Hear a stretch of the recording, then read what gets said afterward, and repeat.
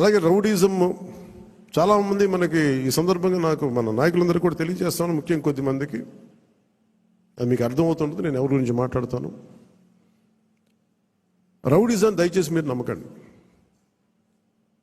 ముఖ్యంగా మన నాయకులు కొద్దిమంది చెప్తున్నాను, దయచేసి రౌడీజాన్ని నమ్మకండి.